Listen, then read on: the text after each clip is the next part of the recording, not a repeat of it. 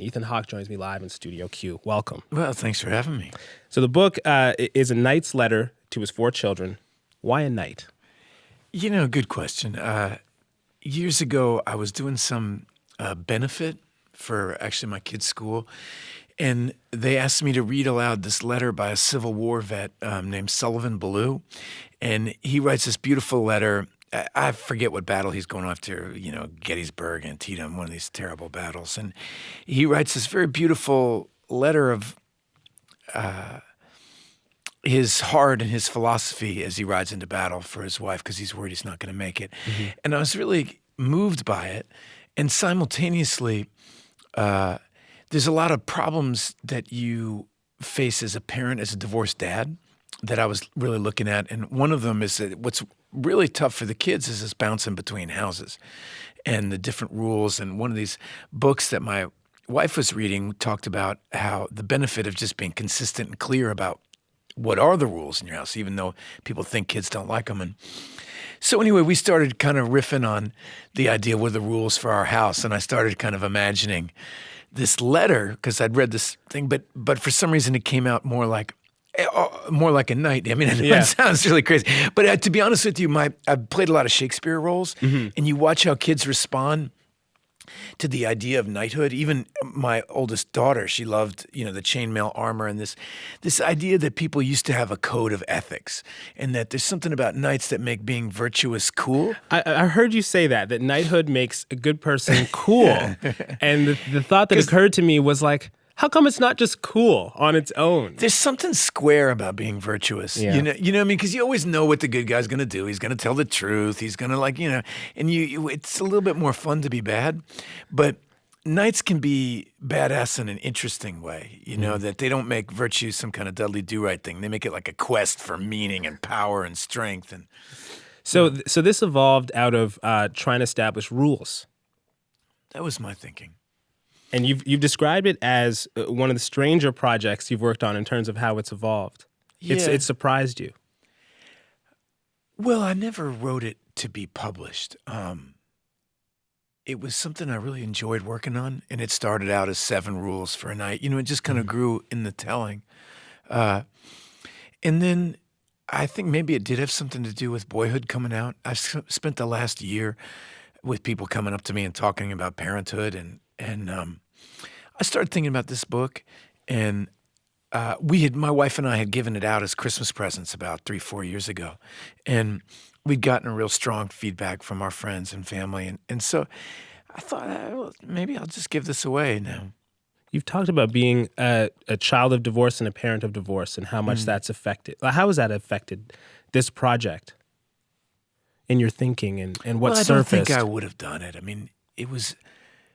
When you're away from your kids a lot, it's a way to be with them. Especially for me, like because I'm traveling a lot, and so I'm literally not only. There's a danger that they can feel that you're choosing your job over them, and it's difficult for them to try to understand an adult trying to find balance in their life and trying to find how can I teach you to follow your dreams if I don't follow mine simultaneously. Are my dreams so important if I don't meet my responsibilities? Mm-hmm. And finding that balance is tough for anybody. And one of the ways that I solved it was to write them these little ditties, and then I just polished them over the years. I just work on it. I'd read something else. And I've always loved parables because they're a way to talk to you, or I feel spoken to without being preached to or dictated to. A lot of the problem with a lot of philosophy is that it's embedded deep in religious zealotry. And even though you might like some of the teachings or be moved by this story in the Bible or this story in the Quran, it just comes with too much baggage. It comes with too much baggage, and it represents all this pain, and it represents all this suffering, and it represents something in your childhood you don't like.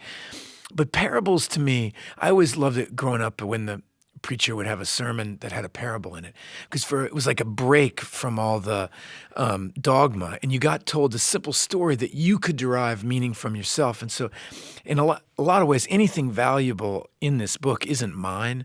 I've been kind of culling things from the Dhammapada, things from the Bhagavad Gita, things from Jewish literature, things from Sufi stories, and I've tried to really pull them all together to just collect my favorite stories. And the other power of parable, too, is that it works for kids as well, right? Dogma doesn't exactly work for kids, or only they on a turn certain off. level, right? Yeah, And they it turn can off. work on a certain level if they're trying to impress you. Yeah. But stories, you start going, all right, there's a guy, and he's a fisherman, and he lost his fish, and all of a sudden that kid is immediately going, what fish? What fisherman? Why? How does he feel about it? And it's much easier to, I think, bring up stories of ethics before kids are in trouble, because usually it comes out, okay, your son's in rehab, and now you're going to start talking to him about Right and wrong. Right and wrong. It's like, well, look, thanks a lot. And for me, I find a lot of these subjects hard. Kind of like the scene you played before. One of the things that I think people like about that scene in Boyhood is how hard it is to connect with your kids. You think it's just going to happen naturally, and it does when they're little. Because you can just kind of meet in a nonverbal way, and by playing. But as your kids reach adolescence, then they start kind of drifting away from you and start having secrets and which is what they need to do. Mm-hmm. It's harder and harder to find an excuse to talk about some of these. And that was the hope of the book, is that maybe. Did this process make you think about your own time growing up and maybe wishing you had a concise code like this? I always was jealous, my father read to me The Lord of the Rings. It was one of my most powerful memories of us being together, and it was just a really happy time. And I always kind of wished that I was like Aragorn or something and had this sword passed down, or like a Jedi Knight, all this corny stuff, because real life is so much subtler. You want all this drama in these big events and kings and knighthood, when in fact, all that the same real issues that are at play are still at play. Mm-hmm. It's harder to see your own development in terms of a narrative. Yeah, the urgency is still there. It's just you can't see it. It's lost in daily, I lost my keys and now I have to pack my lunch, and you forget that you actually are growing up in those instances. Okay, I want to get into some of the different virtues that you talk about in this book. Man. You begin the book with solitude. Yeah. Why is that so important to you? Well, that's my theory, is that if you're not good with yourself, you're not going to be good with anybody. And that, yes, the point of life is to contribute to others. Yes, we're a part of a community. Yes, we only succeed as our whole community succeeds. And I believe all that. But I'm no good as a husband if I'm not good with myself. I'm no good as a dad if I'm not good with myself. And your connection to yourself is something you control. You can control that. And most of the time in my life, when I'm out of whack, when things are, it's because something's not right inside. And then I'm off balance. By the time when some kid walks into school and ends up getting in a fight, that fight started a long time ago. When somebody's getting in a fight over somebody stepped on their sneaker, that fight, mm-hmm. I had this great director once who, it was a really strange thing. It was the morning of September 11th. It was the next day, actually, because I had a play that was opening up. And the cast was in a giant debate about whether or not we should go on. And because a lot of the cast thought, it was a play about fathers and sons fighting. And everybody said, who wants to see something about a bunch of fathers and sons who can't get along when the world's blowing up? And this director was a really beautiful man. And he said, everything starts in our imagination. And that if fathers and sons were loving each other, if fathers and sons could speak to each other, the towers wouldn't be falling down. That, that when by the time violence happened, it actually happened so long ago, mm-hmm. that the actions that happen inside a person that lead them to, and I thought it was especially, sorry, I don't want to cut you off. Continue. Please cut me off, man. I'll talk forever. No, I just thought it was especially timely now. I mean, I had an interview with a writer, Salman Rushdie, and we were talking about some, issues. What a life you have, man. You interview Salman Rushdie, you got Adele coming. It's actually insane. That is so cool. It's amazing, and he. You keep doing this for a few years, you'll be pretty smart, Yeah, if I didn't forget it all in 10 minutes. But one point in that conversation that stuck with me because he wrote a magical realist book, as he does, and we were talking about distraction and how that is the modern. I mean, I called it public enemy number one right now, and solitude is the answer, right? I don't know if that's something you see. It's something I see, because this is something I'm 45, so this has happened in my lifetime, that I could venture to say that all of the best moments of my life derive from boredom. Everything really valuable in my life, even involved with girls, like if I wasn't alone with myself and getting bored, I wouldn't have thought of that, which led me to that. And I see all people on the bus now, in New York City, you see people waiting for a bus all the time. They're all looking down, and they're on the bus and they're looking, and whatever they're doing, they're playing Scrabble, they're playing Candy Crush, they're checking their emails. They could be writing their sister a beautiful poem. What do I know what they're doing? The point is, it all seems fun at the time, but without any boredom, our imagination can't play. And I think that who we are as people is expressed through our creativity. No matter what it is you're doing in your life, there's a certain thing that's happening in your brain, which is nature manifest in you and me. And if you don't let that breathe, by being alone with yourself. And it's not something anybody really wants to do. I mean, I understand. I do it too, man. I was on the ride over here, and I'm, hey, can I get a Wi-Fi on my phone? And what the hell? I have like 10 seconds where I'm not entertained. And you have to kind of, I really struggle with it, because I see my son right now, without getting too much into it, I don't know how these kids ever get off the computer. Yeah. I would spend, the amount of trouble I went in to try to find a Playboy magazine. I would, you go visit a friend's house, hey, so where's your dad's office? Like, hey, Grandpa has an attic. What's he got up there?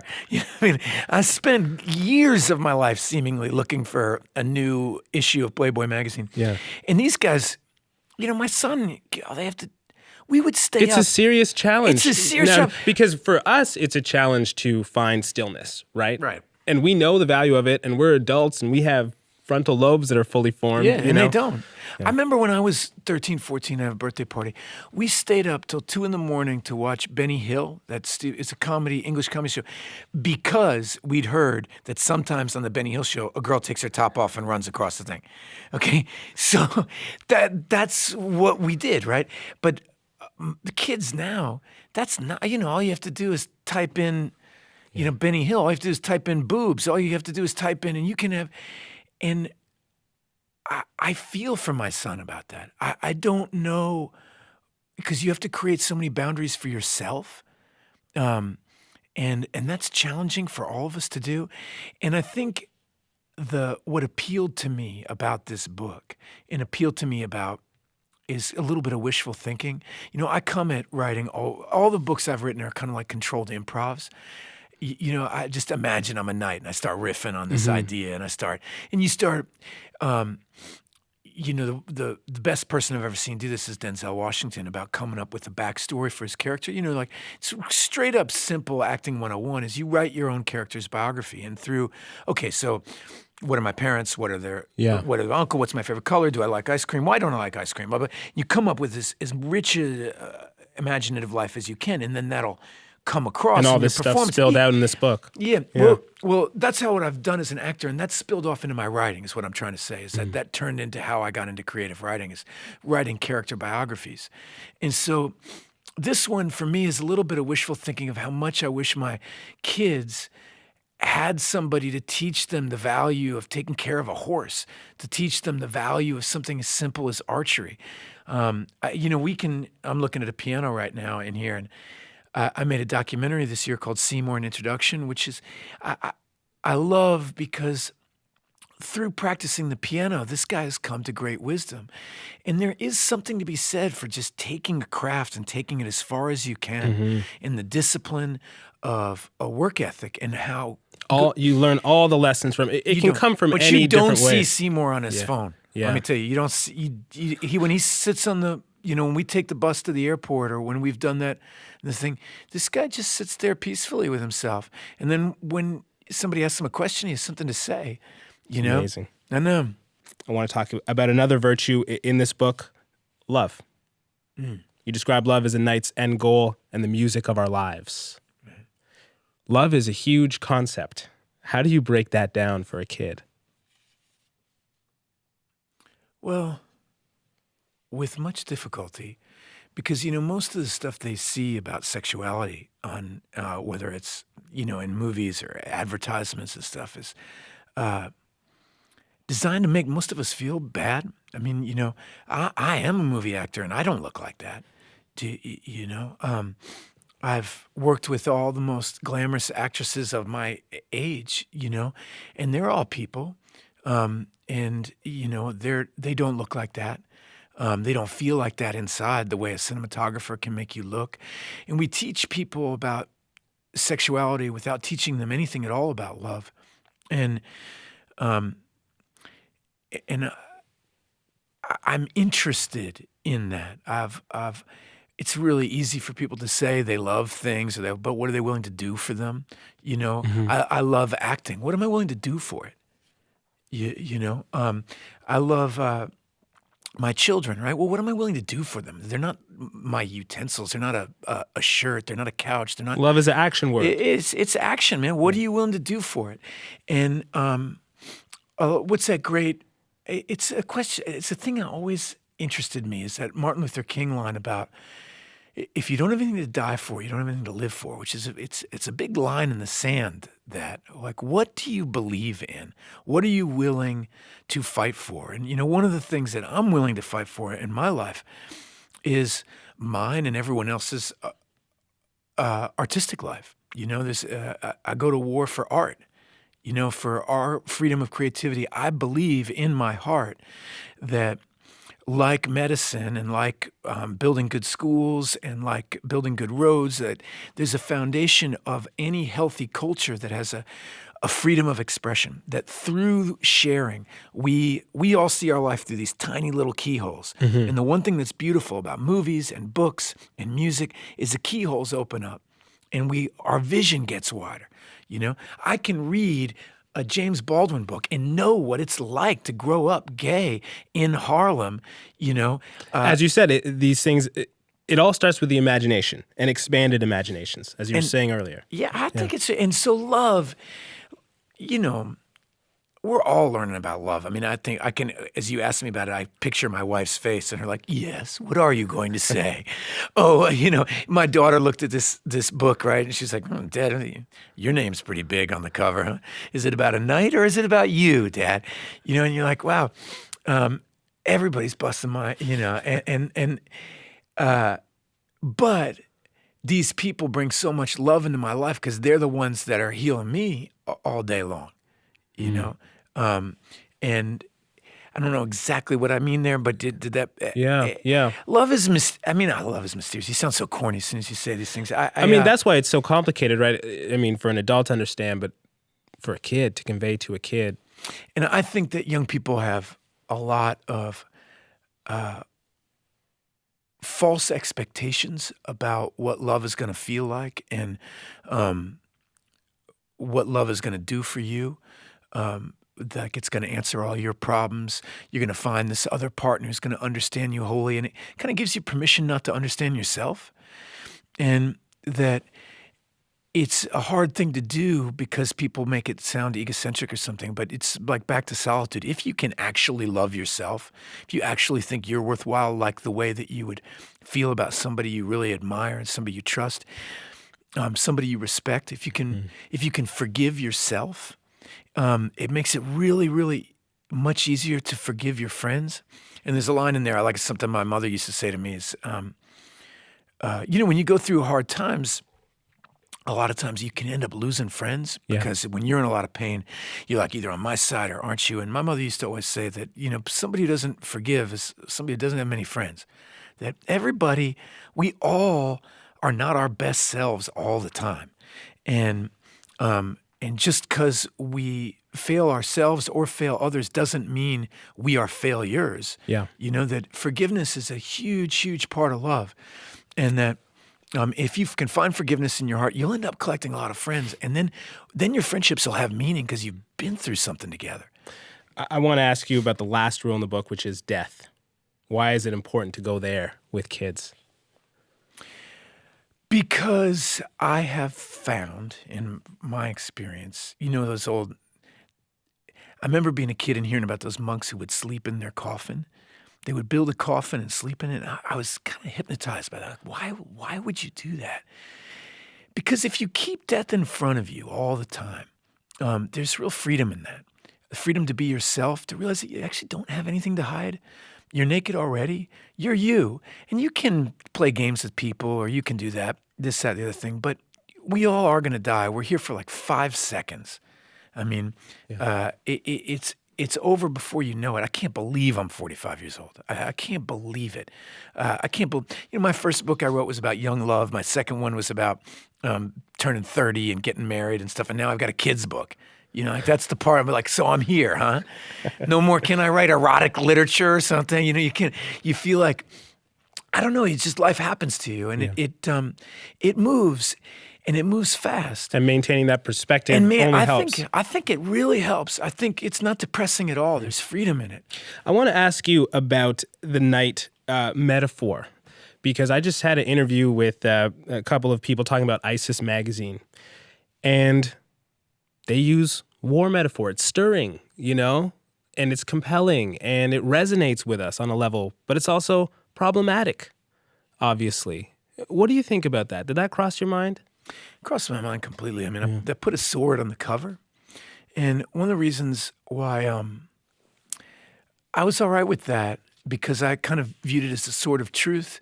There's a line about you don't have to protect the truth. You just have to live in the truth, and it will protect you. I was always moved by that idea, and that there is a sword of truth, and you do have to be brave.